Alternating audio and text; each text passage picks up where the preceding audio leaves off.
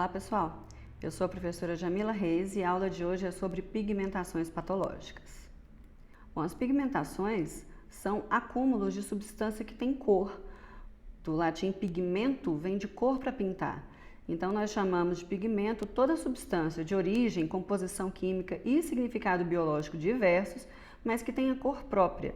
Esses pigmentos podem ser tanto oriundos do próprio organismo, vamos chamar de endógenos, quanto do meio externo, que chamaremos de exógenos.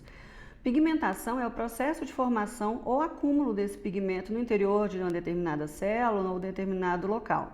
Bom, como eu disse, nós vamos dividir as pigmentações patológicas em pigmentações endógenas e pigmentações exógenas.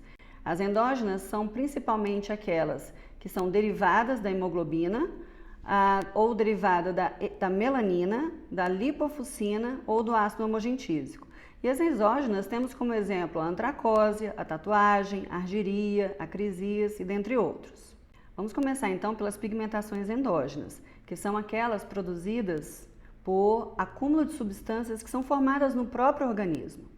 Geralmente, as matizes de cores que são relacionadas a essas pigmentações endógenas, elas variam aí do marrom, amarelado, castanhado, esverdeado, enegrecido.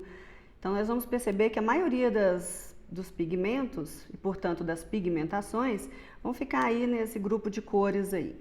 Vamos começar falando dos pigmentos derivados da hemoglobina. Bom, a hemoglobina é uma proteína que está presente nas hemácias, hemácias que nós sabemos aí também chamadas de eritrócitos, e que nós temos cerca de 4,8 milhões de hemácias na mulher e 5,4 milhões de hemácias por microlitro de sangue no homem. Cada hemácia dessa possui aproximadamente 280 milhões de moléculas de hemoglobina, que é formada por 4 cadeias ou 4 subunidades polipeptídicas aqui. Então temos 2 subunidades alfas e temos 2 subunidades betas, cada uma dessas forma um dímero que se junta e forma um tetrâmero. Cada uma dessa subunidade, ela possui uma parte não proteica denominada fração M, que é um anel porfirínico. E nesse anel nós temos a presença do ferro. E esse ferro é que promove a ligação com o oxigênio, uma ligação geralmente fraca, que ajuda no carreamento, mas libera o oxigênio de forma adequada. Geralmente, a hemácia tem um ciclo de vida, um tempo de vida aproximado de 120 dias. Nós chamamos isso de hemocaterese, que é a morte natural dessas hemácias que vão ficando velhas. Até porque são células anucleadas, cujo papel aí é basicamente levar esse oxigênio através da circulação sanguínea. Bom, pensando nos pigmentos derivados da hemoglobina, nós temos basicamente os pigmentos biliares, a hematoidina, a hemosiderina e a hematina. Os pigmentos biliares nós temos principalmente a biliverdina, bilirrubina, urobilinogênio, a urobilina e a estercobilina. Já a hematina, nós temos também exemplos de pigmento esquistossomótico e pigmento malárico. Bom, vamos falar um pouquinho sobre a formação e destruição dos eritrócitos, para nos ajudar a pensar aí nas situações patológicas. Então essas hemácias, elas são formadas, através de um processo chamado de eritopoese na medula óssea vermelha, e ela tem na circulação mais ou menos 120 dias, como nós comentamos. Uma vez passado esse tempo, a sua destruição vai ocorrer principalmente no baço, no fígado ou na própria medula óssea vermelha, através de células chamadas de macrófagos. Esses macrófagos, eles fagocitam essas hemácias senescentes ou velhas, e a partir do momento que ele faz essa fagocitose, ele separa a fração M da fração globina. A fração globina, ela é quebrada em aminoácidos e depois ela é reutilizada para a síntese de novas proteínas. Já a fração M, ele vai ser quebrado, esse anel fechado porfirínico, ele vai sofrer uma sucessão de ações enzimáticas.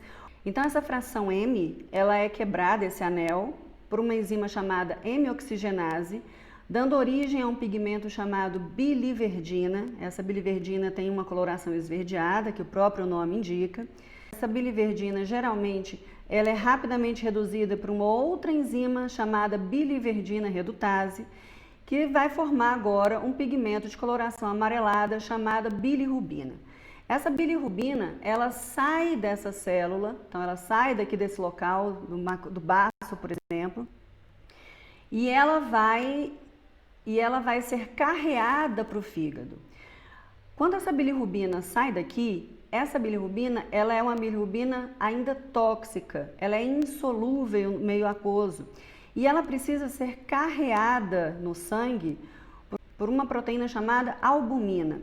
Então, a albumina faz o carreamento até no fígado.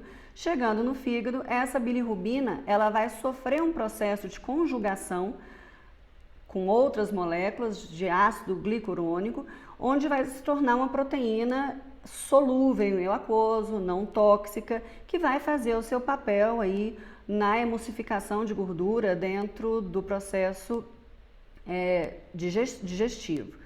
Quando a gente abriu aquele anel M, o ferro ele vai ser reaproveitado e carreado com uma molécula de carreamento chamada de transferrina, que vai também levar isso para o fígado, e lá no fígado ele vai ser acumulado na forma de ferritina. Essa ferritina também vai ser utilizada, quando necessário, através de outro carreamento com a transferrina, para levar esse ferro lá para a medula óssea para ajudar no processo de eritropoiese.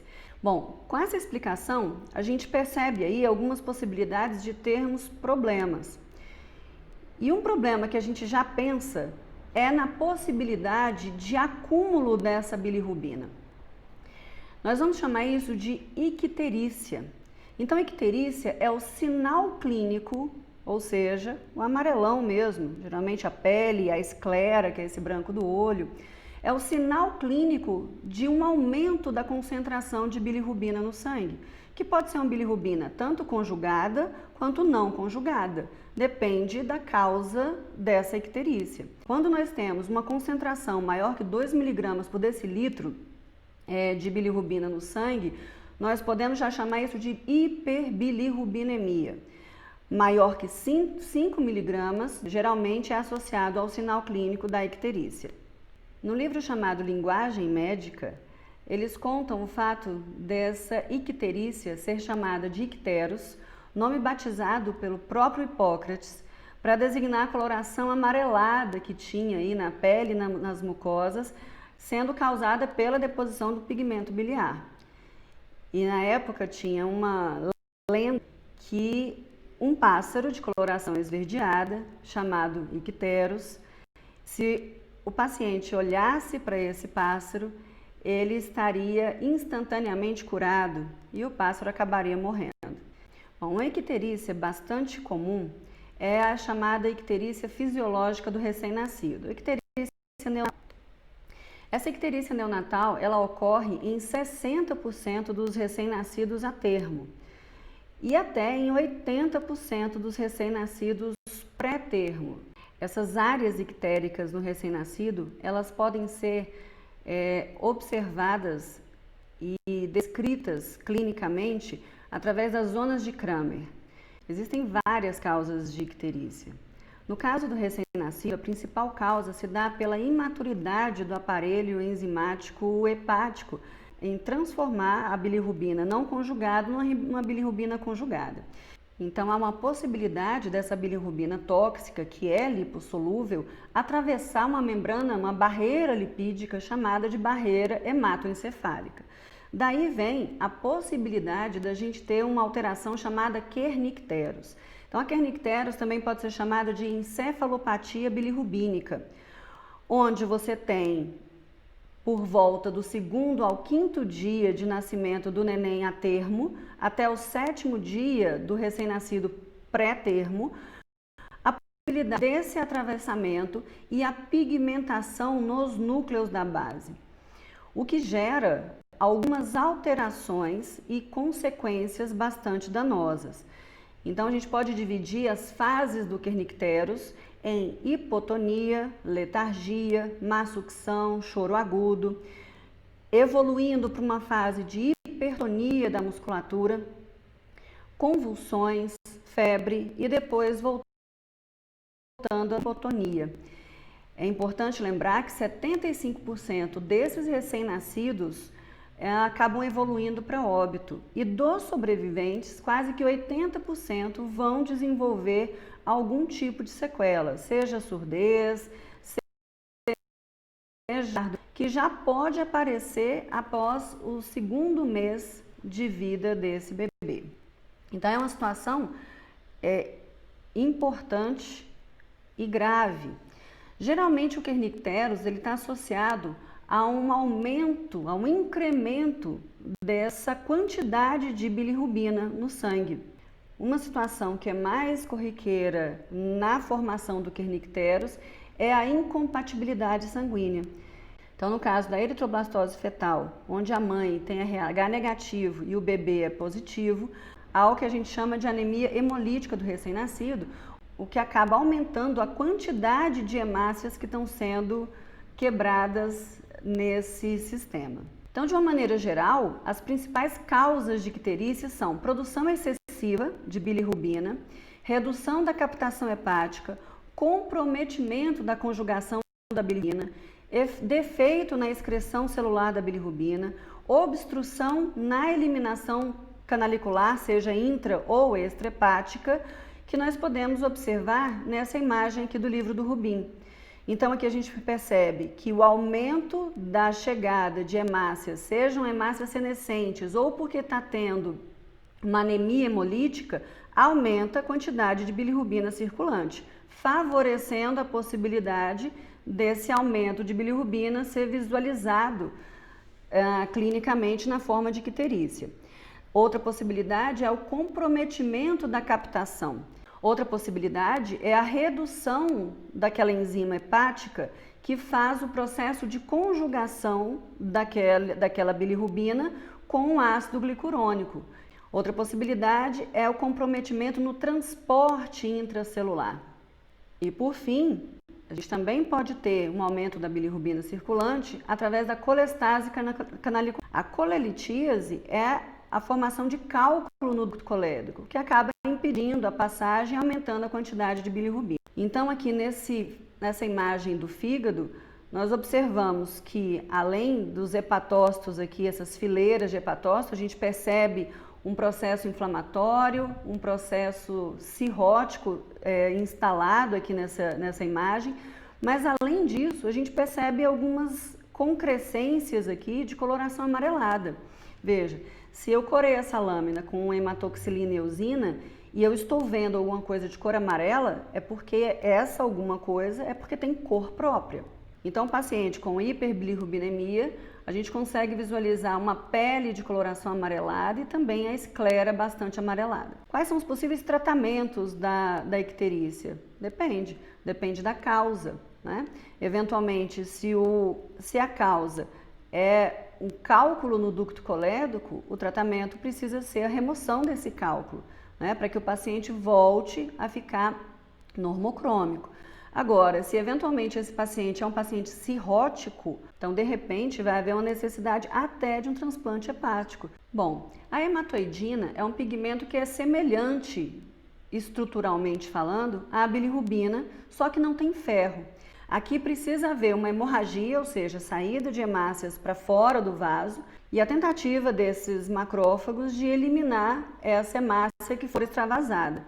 Então, o pigmento em foco hemorrágico nós vamos chamar de hematoidina. Então, aqui a gente percebe nesse baço a presença aí desse pigmento amarelado, geralmente com formato mais de cristais. Nessa imagem a gente percebe justamente esses cristais que são formados aí da hematoidina. Bom, outro pigmento também derivado da hemoglobina é a hemosiderina. O acúmulo dessa hemosiderina de forma anormal nos tecidos, nós vamos chamar de hemosiderose. Essa hemosiderose ela pode ser localizada, onde acontece num processo hemorrágico, ou sistêmica, geralmente relacionada a uma doença chamada de hemocromatose. Ferro é um íon extremamente vital para todos os seres vivos. Ele participa de diversos processos metabólicos, como por exemplo no transporte de oxigênio, na formação da síntese de DNA, enfim. No entanto, o ferro ele é potencialmente tóxico. Então é necessário que a gente tenha um equilíbrio fino desse ferro. Então a ferritina ela se acumula no interior das células, no citoplasma, formando agregados de ferritina que, quando há em excesso, essas micelas se agregam e formam a hemosiderina. 65 a 70% do ferro está presente na hemoglobina, outros 10% estão presentes na mioglobina e o restante são armazenados na forma de ferritina e hemosiderina nos hepatócitos. Bom, a absorção e transporte de ferro está bem simplificada aqui nessa imagem. O ferro ele tem tanto uma via da própria alimentação, como ele pode ser absorvido pelas células basolaterais aqui dos enterócitos, através de uma proteína de carreamento. Nessa doença chamada hemocromatose, o problema vai estar exatamente aqui. A hemocromatose é uma alteração genética onde há uma disfunção dessa proteína chamada HFE. E uma vez que não tem essa proteína, a tendência que se tem é aumentar a concentração de níveis intracitoplasmáticos de ferro, fazendo com que haja armazenamento paulatino desse ferro em vários tipos de células. Bom, aqui a gente está vendo a hemosiderina, que é um pigmento de coloração acastanhada, no pulmão intraalveolar. Então a gente percebe que além do HE, a gente tem aqui uma imagem mais amarronzada. No maior aumento, a gente percebe, tanto dentro de macrófagos quanto fora de macrófagos, esse pigmento granular de coloração acastanhada. Existe uma coloração chamada azul da Prússia que faz uma reação com o ferro que nos ajuda no diagnóstico desse pigmento. Então aqui a gente percebe esse pigmento acastanhado e que quando feito uma coloração com o azul da Prússia, ele faz uma reação com o ferro e dando essa coloração azulada. A hemosiderina, ela é geralmente indicativo de um processo de hemorragia tardia. Se numa lâmina se observa hemácias íntegras fora do vaso, ou seja, vamos observar um processo hemorrágico, nós estamos nos referindo à hemorragia mais recente. Caso haja no tecido uma grande quantidade de hemosiderina, nos faz uma referência a ser uma hemorragia mais tardia, porque já teve o processo de transformação do pigmento num pigmento de armazenamento chamado hemosiderina. Então, a equimose é um exemplo de hemosiderose localizada. Nós vamos chamar de equimose a infiltração de sangue nos tecidos, sendo oriundo aí ou pela ruptura espontânea de capilares, que pode acontecer em algumas circunstâncias de doenças, ou eventualmente por algum tipo de trauma. E aqui vale a pena a gente chamar atenção para a necessidade de entendimento desse processo para a questão legal, para a medicina forense, para o exame de corpo de delito, onde nós vamos perceber na pele as alterações cutâneas dessa quebra do pigmento derivado da hemácia. Então, nessa imagem, a gente percebe uma variedade de tonalidades dessa equimose. Áreas mais amareladas, mais arroxeada. Bom, e essa mudança de cor, ela é importante na visualização e na determinação do tempo daquela contusão. Então, a gente observa aqui a variação de cor nessa pele. Primeiro, uma coloração avermelhada, que corresponde à hemoglobina que está presente no tecido devido ao processo hemorrágico que foi instalado na própria equimose. Logo depois, 2 a 3 dias, a gente começa a perceber uma coloração bem mais arroxeada, violácea. Ela quer dizer da hemoglobina desoxigenada, que acaba dando essa tonalidade mais escura. Os macrófagos vão fagocitar essas hemácias e começar aquele processo de metabolização da fração M. Então, logo, a gente vai ter a abertura do anel, né? A quebra da hemoglobina em globina e a fração M, e a abertura daquele anel porfirínico, dando um pigmento de coloração esverdeada, que está presente aí por volta do 7º ao 10º dia depois da pancada. Então, após a biliverdina, nós temos um pigmento de coloração amarelada, que pode ser a bilirrubina ou, como nós comentamos, a hematoidina, que é um pigmento semelhante à bilirrubina. E depois a gente ainda tem a presença de uma coloração mais acastanhada, meio dourada, que é a presença da hemosiderina, né, que acaba ficando no tecido por mais tempo. Então, há um espectro de cor chamado de espectro equimótico de Legrand-Dussalo, que ele vai trazer aí as colorações e a evolução em dias de cada coloração dessa. O livor mortis, ele é a observação da deposição do sangue após o óbito do indivíduo. Isso é estudado numa área da medicina forense chamada de tanatologia, que é o estudo da morte. A cronotanatognose, ela é a parte aí dentro da tanatologia que vai fazer um estudo para definir o tempo do óbito. O livor mortis, ele ocorre devido à parada de circulação, à ação da gravidade, e ele geralmente tem essa cor violácea. E ele define, inclusive, a posição do cadáver. Então, é importante na medicina forense para a identificação, por exemplo, se houve mudança do cadáver na cena do crime, porque o ato desse livor mortis, ele começa a acontecer de 2 a 3 horas após a morte e é fixado de 8 a 12 horas. Então, ele fica fixo naquele local e mesmo que mude o cadáver de lugar, ele não vai fazer essa alteração. O livor mortis, ele dá aí uma série de dados, né, na hora de se discutir a questão da medicina forense. Bom, outro pigmento é a hematina. A hematina é o pigmento também derivado da hemoglobina, só que ele é formado pela ação de um ácido forte. Geralmente ocorre num processo de hemorragias digestivas mais altas. Por exemplo, quando você tem contato daquela hemorragia numa úlcera péptica, por exemplo, com ácido clorídrico. Então, você tem a ação de um ácido forte naquela quebra da fração M e que vai dar um pigmento ferruginoso, ou seja, contém ferro, mas de uma coloração enegrecida. Isso é importante também na hora do diagnóstico de possíveis ulcerações, se numa área mais alta digestiva ou se numa área mais baixa. Essa hematina ela também pode ser visualizada nas fezes, o que a gente vai chamar lá na frente de melena. Melena é o sangramento nas fezes, só que é o sangue preto, o sangue tipo borra de café, que é originário aí dessa formação por esse ácido forte. Outro tipo de hematina que ocorre é na quebra dessa fração M, mas por parasitos, como por exemplo o plasmódio, no caso da malária, você vai ter a presença desse pigmento que foi gerado pela ação do plasmódio, que a gente vai chamar de hemozoína. Outro parasita é o esquistossoma mansoni, no caso o pigmento esquistossomótico. Bom, saindo dos pigmentos hemoglobínicos, a gente tem a melanina. A melanina do grego melas, que significa negro, é um pigmento de coloração castanho enegrecido, que tem funções bem claras. Na formação do pigmento, existem 2 tipos de melanina. A eumelanina, que é um pigmento insolúvel de coloração mais negra, e a feomelanina, que é um pigmento solúvel em solução alcalina de coloração mais amarela e vermelhada. Ambas possuem a mesma função de proteção.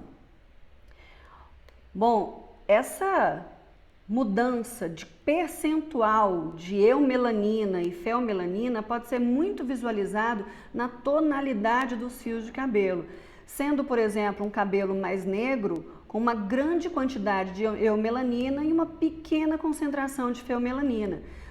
Então, a melanina, ela é um pigmento que é produzido por uma célula chamada melanócito, que ela tem origem embrionária lá na crista neural, onde ela migra dessa crista neural e se deposita, sobretudo, na camada basal ali do tecido cutâneo e também em outros lugares, como no folículo piloso, como na íris. A depender da quantidade de melanócitos e da produção do que a gente vai chamar de melanossomos, nós vamos ter uma variação muito grande de matizes de cor para a cor de pele, o que geralmente está intrincado aí num padrão hereditário, que nos dá diferenças raciais importantes.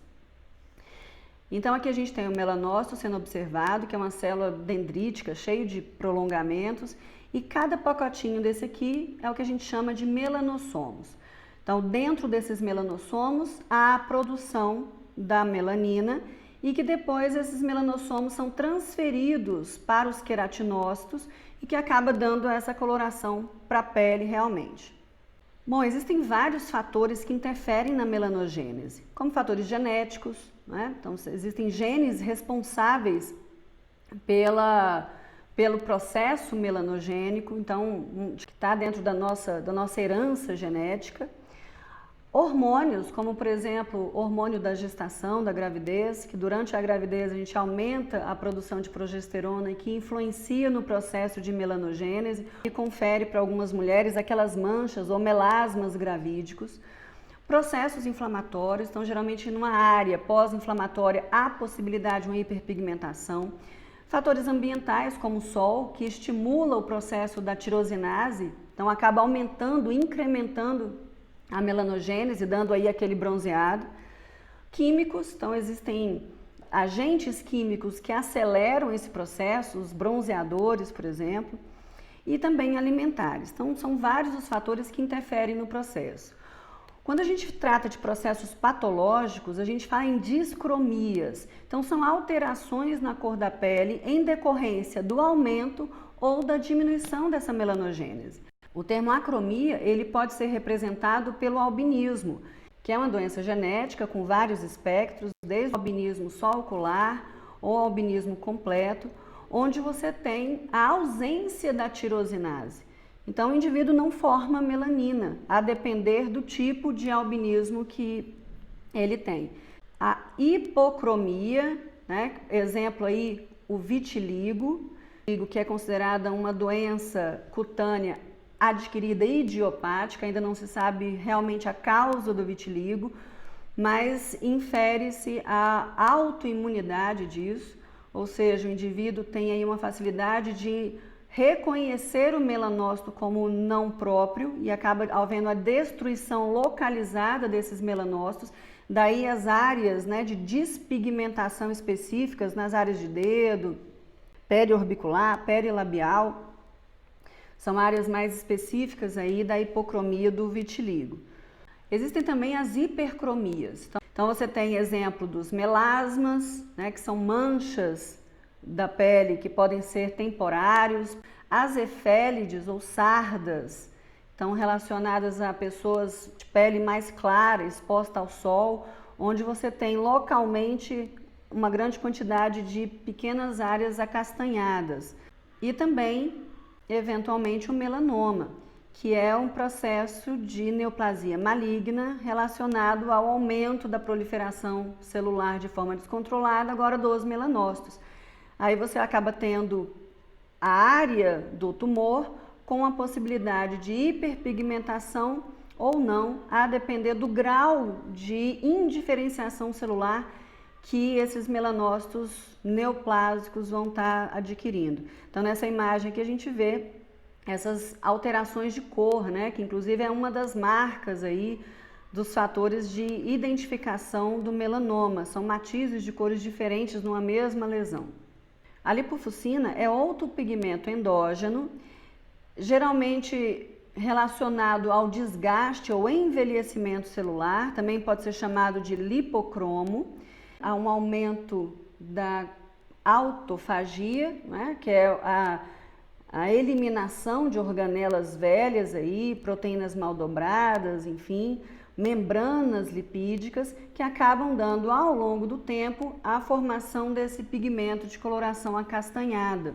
Então a gente percebe tanto aqui no neurônio quanto aqui nas células do miocárdio. Os principais mecanismos aí envolvidos na formação de lipofuscina em lisossomos é o metabolismo celular oxidativo, então, ou seja, os radicais livres que aumentam aí a possibilidade de autofagocitose das macromoléculas e organelas, ou a degradação insuficiente por enzimas lisossômicas que acaba acumulando esses polímeros aí não degradáveis dentro das células na forma de lipofuscina. Esse pigmento tem sido associado associado a algumas doenças degenerativas, como Alzheimer, o Parkinson, a esclerose lateral amiotrófica ou na doença pulmonar obstrutiva crônica, DPOC.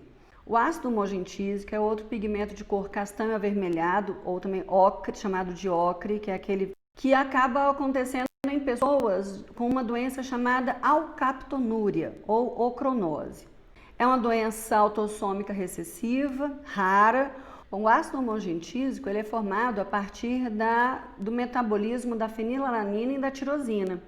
Então, o produto ácido homogentísico ele pode ter duas vias de encaminhamento, com ou sem a enzima ácido homogentísico 1,2-dioxigenase. Então, se o indivíduo tem a doença genética recessiva, onde ela tem uma mutação e essa enzima ela não funciona adequadamente, você acaba tendo o acúmulo do pigmento ácido homogentísico, que vai acumulando ao longo do tempo, gerando aí alterações aonde ele é depositado. Nesse relato de caso aqui de ocronose, a gente percebe algumas características importantes da doença. São pigmentos escuros na esclera, no pavilhão auricular, nos dedos, a urina escura.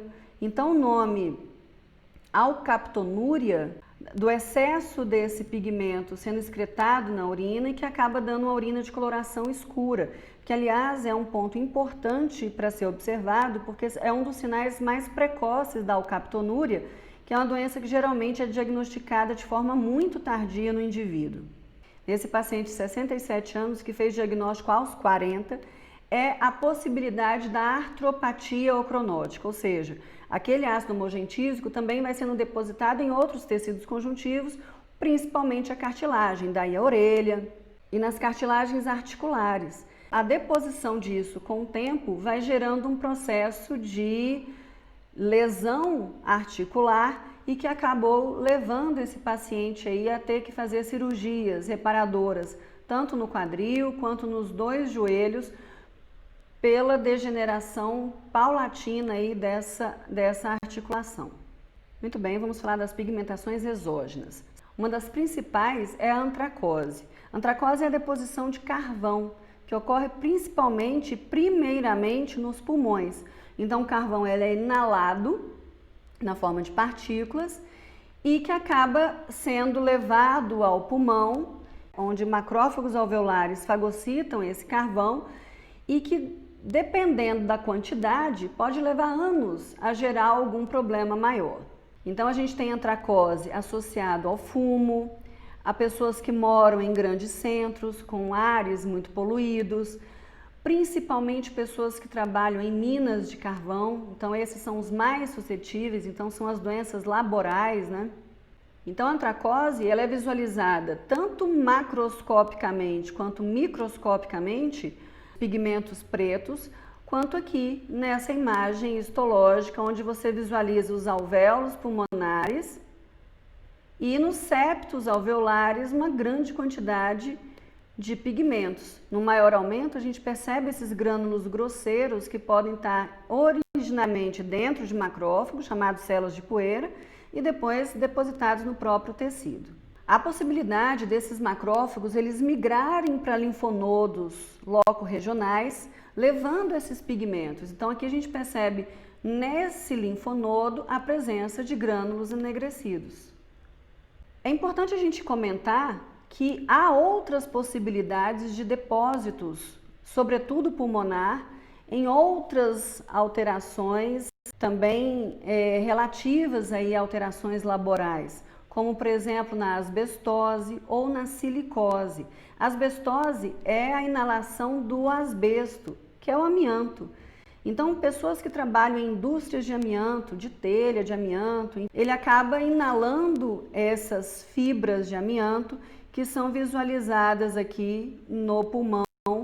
Já a silicose, a gente percebe também aqui no pulmão, uma doença extremamente grave, uma vez que ela é completamente irreversível e que é proveniente aí da sílica, que pode vir, por exemplo, do quartzito, Então, pessoas que trabalham nessas minas e utilizando jateamento de areia, por exemplo, eles são pessoas mais suscetíveis a terem essas alterações. Então, tanto a antracose, quanto a asbestose, quanto a silicose, elas acabam dando no pulmão um quadro que a gente chama de forma genérica de pneumoconioses. Quanto menor é a partícula de poeira inalada, mais facilmente ela se deposita nos bronquíolos e sacos alveolares terminais e mais facilmente ela instala um processo mais duradouro e problemático. Outra possibilidade é a argiria. Então, a argiria é a pigmentação pela prata. Ela não é tão comum, tá? Ela pode ser tanto localizada quanto sistêmica. E um exemplo de argiria localizada é o que ocorre na tatuagem por amálgama. Então, por uma iatrogenia, que é quando você tem um erro, né, um descuido ali por parte do profissional, a possibilidade de inserção disso no tecido adjacente. Então, quando se observa isso aqui, histologicamente falando, o que você tem é a pigmentação localizada aí. A gente percebe tanto em volta de vasos, quanto nas fibras elásticas aí do tecido conjuntivo da região, a pigmentação pela prata. Portanto, seria uma forma localizada. Não gera danos para o indivíduo, a não ser estético aí nesse caso, mas não gera danos para o indivíduo essa argiria localizada. Existe a possibilidade de uma argiria sistêmica, prata, que é depositada na pele. Vamos comentar da crisíase. Crisíase é quando você tem o acúmulo, que também pode ser tanto localizado quanto sistêmico, dependendo da causa desse pigmento, que é o ouro. Então, a argiria, o acúmulo de prata, e crisíase, o acúmulo de ouro. Então, tatuagem é a pigmentação resultante da inserção de pigmentos, geralmente inertes, que não suscitaria uma resposta inflamatória na derme para que ela fique de forma fixa. Shriver, agora em 2017, eles publicaram na Nature um artigo falando a respeito da mudança de lugar desse pigmento para um linfonodo. Então, é a cinética dessa tatuagem.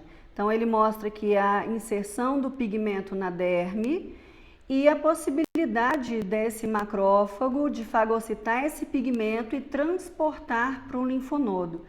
E eles observaram, através aí de imagens, tanto na pele quanto no linfonodo, eles observaram fortes evidências, tanto de migração e deposição ao longo prazo dos elementos tóxicos e pigmentos da tatuagem, bem como alterações das biomoléculas que provavelmente contribuem para a inflamação cutânea e outras adversidades após a tatuagem. Então, é um artigo aí mostrando, né, um lado não tão positivo e lúdico aí da tatuagem, com a possibilidade de algum tipo de dano, e mostrando, né, que há de forma real a mudança do local de pigmentos para linfonodos adjacentes. Muito bem, sobre pigmentação era isso. Próxima aula será sobre calcificações patológicas. Até lá!